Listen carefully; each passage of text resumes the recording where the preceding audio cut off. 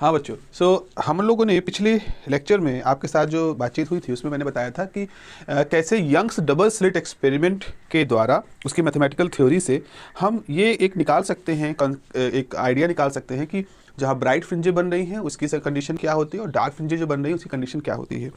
तो यहाँ तक की बात हमारी हो चुकी थी। मैंने आपके साथ ये बताया था कि अगर ब्राइट फ्रिंज बन रही है तो जो फेज डिफरेंस होगा वो होगा 2n पाई। ये क्या है? ये आपका ब्राइट फ्रिंज बनने की कंडीशन है। फेज डिफरेंस 2n पाई होगा है। अच्छा, अगर पार्ट डिफरेंस निकालना हो तो इसका मतलब क्या होगा? पार्ट डिफरेंस जो होता है वो होता है लेमडा अपॉन 2 पाई टाइम फेज डिफरेंस। तो डेल्टा एक्स जो होगा वो हो जाएगा लेमडा अपॉन 2 पाई, ये हो जाएगा 2n पाई, 2 कैंसिल हो जाएगा, तो डेल्टा एक्स जो है वो हो जाएगा n लेमडा। ठीक है, तो ये हो जाएगा पाथ डिफरेंस, ब्राइट फ्रिंज बनने की पाथ डिफरेंस कंडीशन होगी। इसका मतलब क्या हम लोग बात करेंगे आज। मैं आपको ये इसलिए फिर से बता रहा हूं ताकि इसकी जो इंट्यूशन है, इसका जो मतलब ऐसा कुछ जो फिजिक्स लगे, रटना ना लगे, वो हम लोग इसको समझेंगे, कोशिश करेंगे आज इसको अच्छी तरह समझने की। उसके बाद डार्क फ्रिंज बनने की शर्त क्या थी? आपका फेज डिफरेंस जो है वो होना चाहिए 2n पाई। तो इसके लिए जो पार्ट डिफरेंस हो जाएगा वो हो जाएगा लेमडा अपॉन 2 पाई 2n+1 टाइम पाई, मल्टीप्लाई कर दोगे ये हट जाएगा, तो पार्ट डिफरेंस की कंडीशन आ जाएगी 2n+1 लेमडा बाई 2। ठीक है प्यारो, तो दो हमारे पास इस तरह के इक्वेशन आ जाएंगी। एक है ब्राइट फ्रिंज बनने के लिए phase difference condition, bright fringe बनने के लिए path difference condition, dark fringe बनने के लिए फेज डिफरेंस की कंडीशन, डार्क फ्रिंज बनने के लिए पाथ डिफरेंस की कंडीशन। जरा समझने की कोशिश करते हैं। मान लीजिए हमारे पास एक सोर्स S1 है, एक दूसरा सोर्स S2 है, ये है हमारा स्क्रीन और ये है रास्ता। एक रे यहां से गई, एक रे यहां से पहुंची। अब ये है पॉइंट P। सवाल ये है कि पॉइंट P पर ब्राइट बनेगी कि पॉइंट P पर डार्क बनेगा, ये हम कैसे पता करें, कैसे हमें मालूम चलेगा? तो इसका जो कॉन्सेप्ट है वो ये कहता है कि दो रास्ते हैं, एक S1 से P तक का रास्ता है, एक S2 से P तक का रास्ता है।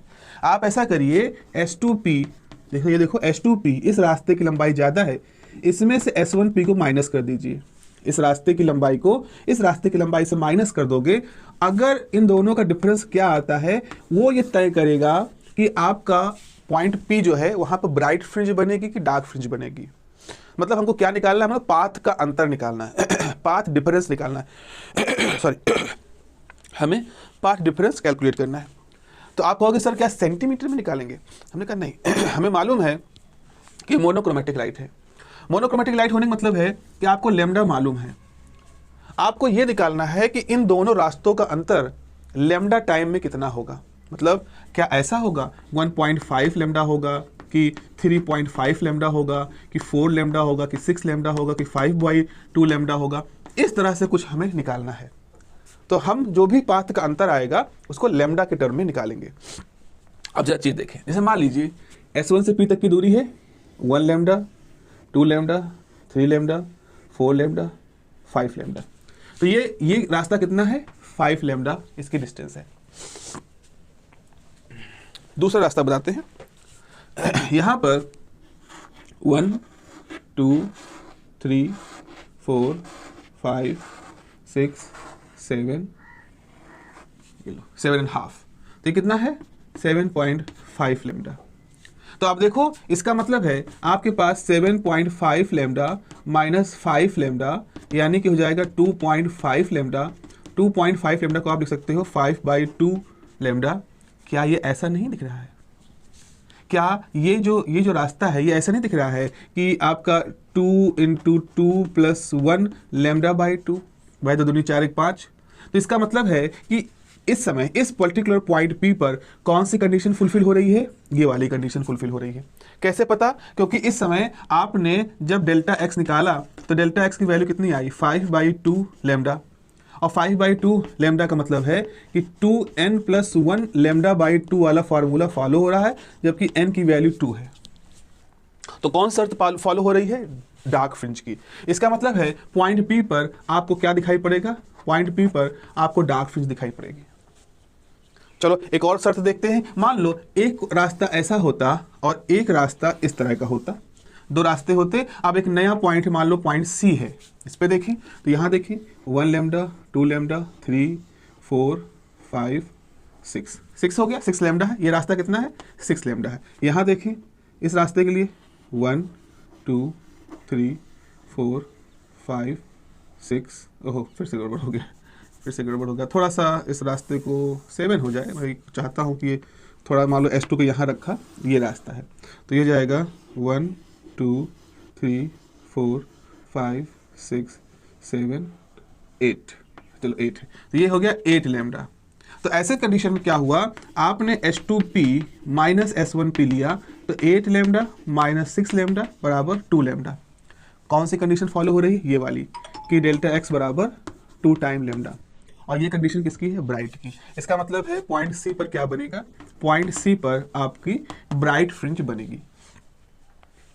तो इस तरह से आप देख सकते हो इस पूरे पर्दे पर अब से मान लो एक रास्ता ऐसे है, एक रास्ता ये है, अलग इसका पार्ट डिफरेंस होगा। एक रास्ता यहाँ बनेगा, एक रास्ता यहाँ बनेगा, अलग पार्ट डिफरेंस।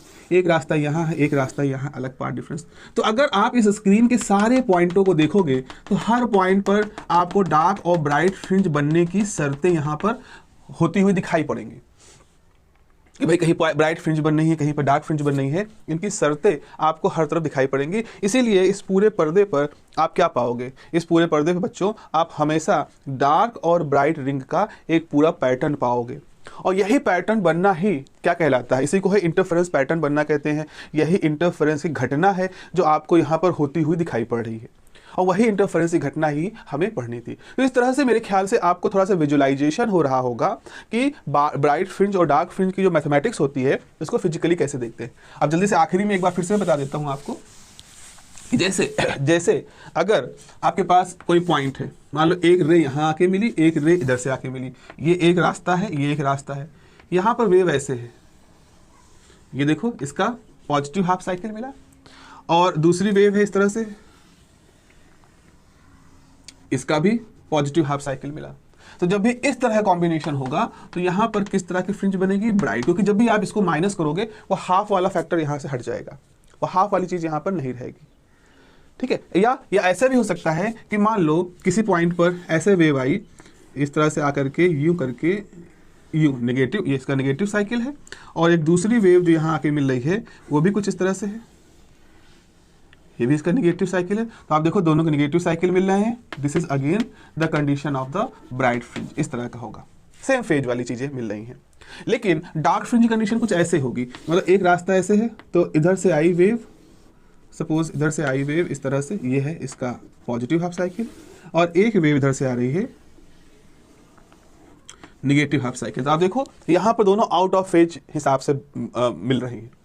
तो हम लोगों ने कंस्ट्रक्टिव और डिस्ट्रक्टिव इंटरफेरेंस कंडीशन में देखा था कि कंस्ट्रक्टिव में क्या होता है, एक वेव इस तरह से है और दूसरी वेव भी इस तरह से है, तो दोनों के पीक और दोनों के ट्रफ वाली कंडीशन मैच कर रही है, तो कंस्ट्रक्टिव इंटरफेरेंस बन रहा है। लेकिन डिस्ट्रक्टिव में क्या होता है, एक वेव इस तरह से है और दूसरी वेव पूरी तरह से आउट ऑफ फेज है, ये अप है, ये डाउन है, ये डाउन है, ये अप है, तो ये दोनों ही आपस में एक दूसरे से out of the phase condition हो रही है। और यहाँ पर क्या बनता है, यहाँ पर उसकी डार्क फ्रिंज की कंडीशन बन जाती है।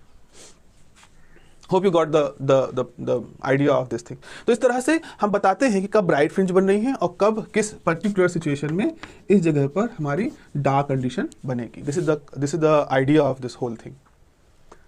ओके, सो दिस इज, ये हमें चीज एक बतानी थी। अब अगला जो टॉपिक है बच्चों इसमें हमें पढ़ना है वो है जुड़ा हुआ कि आखिर डबल स्लिट एक्सपेरिमेंट जब किया गया, क्या उससे हम जो फ्रिंजें बन रही हैं, डार्क और ब्राइट फ्रिंजें बन रही हैं, उन फ्रिंजों की चौड़ाई को भी निकाल सकते हैं, उनकी विड्थ को भी निकाल सकते हैं। क्यों हम ऐसा चाह रहे हैं करना, क्यों हम सोच रहे हैं कि क्या विड्थ निकाल सकते हैं कि नहीं? क्योंकि अगर आपने फ्रिंज विड्थ निकालना सीख लिया तो आप फ्रिंज विड्थ के साथ साथ वेवलेंथ को भी निकाल लोगे, और भी बहुत सारी प्रॉपर्टीज़ होती हैं आगे जाके लोगों ने देखी जिनको कि यहाँ से कैलकुलेट किया जा सकता है। इंपॉर्टेंट प्रॉपर्टीज हैं जो कि यहाँ से कैलकुलेट की जा सकती है। So a very important topic that we need to cover is the calculation of the fringe width. और अगर आप अपना पिछले साल का पेपर देखेंगे, पिछले सेमेस्टर के जो पेपर है उसमें आप पाओगे कि यंग्स डबल स्लिट एक्सपेरिमेंट से फ्रिंज विड्थ को कैलकुलेट करने की बात पूछी गई है। तो उस लिहाज से देखा जाए तो ये एक ऐसा क्वेश्चन है जो कि रिपीट हो सकता है, इंपॉर्टेंट है, मैथमेटिक्स है इसके अंदर, थोड़ी ज्योमेट्री भी है, मैथमेटिक्स भी है, और एक्सपेरिमेंटल भी पर्सपेक्टिव से इंपॉर्टेंट होता है। तो हम लोग अपने इस टॉपिक अब डिस्कशन में आगे फ्रिंज विड्थ का कैलकुलेशन करेंगे in the double slit experiment, Young's double slit experiment. आइए देखते हैं कैसे करते हैं।